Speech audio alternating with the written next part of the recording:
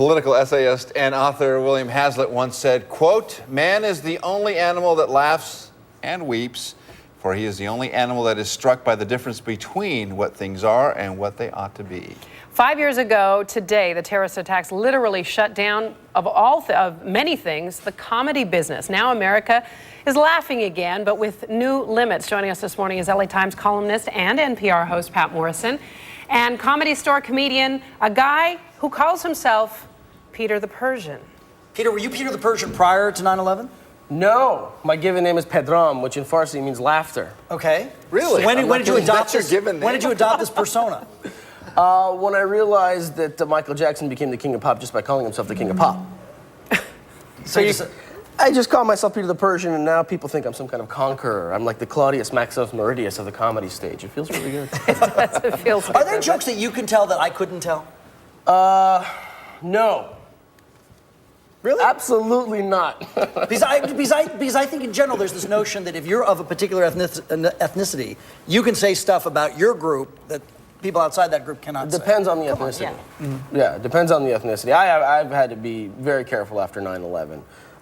Not just in terms of what I say on stage, but no sudden moves at an airport. I tried to take a few letters off my last name. I couldn't. So I've had to really adjust my own persona, my own who I am, to conform to the new political reality. Well, let's talk about that a little bit, Pat. We know that both of you guys were part of a special radio show on Friday talking about 9/11 and how it relates to the world that you guys operate in, the world of comedy. I do my best, but we talk, some of your columns are hilarious. We talk about the fact that laughter is back, but 9/11 really did change things. Talk to us about how it changed what you both do. I think what happened is that for a period of time of some months, people were reluctant, were very sensitive to joke about anything. You see the shows that come out of New York, Saturday Night Live, The Daily Show, there was just silence coming out of it. The New Yorker had an issue with no cartoons at all. And then the question became, do we tackle this or do we avoid it? And then how do we tackle it? The first cartoon I remember in the New Yorker after 9/11 had a woman sitting in a New York bar looking at a man in a hideous plaid jacket saying, "I thought I'd never laugh again, and then I saw your coat." As I recall, wasn't it Gilbert Gottfried who at a roast for Hugh Hefner in New York was like, enough already, I'm going to do the first series of 9/11 jokes, and it was incredibly risky, and the jokes ultimately were successful. We had to get permission. Yeah. Rudy Giuliani went on, I think, a benefit and said, "I'm giving you permission to laugh, and if you don't, I'll have you arrested." Well, at some point, I'm sure people were like, I need some sort of release. I need to know that life is carrying on. And laughter seems sort of like, to use a cliche, laughter is the best medicine in some respects. At the same time, the man who founded the Laugh Factory here in Los Angeles, been doing comedy stuff for 27 years, says he's never seen audiences as aggressive, as touchy as he has since 9/11. He said there was a fist fight in the audience among fans over jokes, that they yell back at the comedians. They yell at you, don't they? That's well, I think specifically what Pat's talking about is a specific club. They give methamphetamine at the beginning whenever we do something. So it's strange. So Peter, what material do you do? How do you broach this? And when people go to comedy clubs, they want to hear it raw. They don't want it censored. They want to hear it from your gut. They want to know what makes you laugh and what you think makes us laugh. Well, I think it's interesting you bring up the free speech issue, because that, to me, has been the one thing post 9/11 that surprised me. I suspected a lot of the things that had happened would have happened, but I didn't expect to get such a open-armed, welcome invitation to go ahead and speak freely.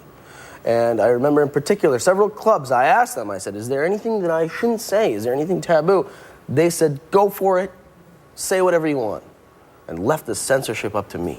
And so how did you handle that? I censored myself. Now, did you sort of tread carefully over time? Very carefully. And then skating on thin ice. Skating on thin ice, and then I have a lot of hair on my body, as you can see. I have a long last name that's very foreign sounding. There's one of the things that can be said about what you do, and in comedy we always have to push the envelope, and that Lenny Bruce, the Howard Sterns, whatever, we got to keep the world moving. On the other hand, you weren't Peter the Persian before 9/11, you are now. Yeah. Are you just taking advantage of a situation?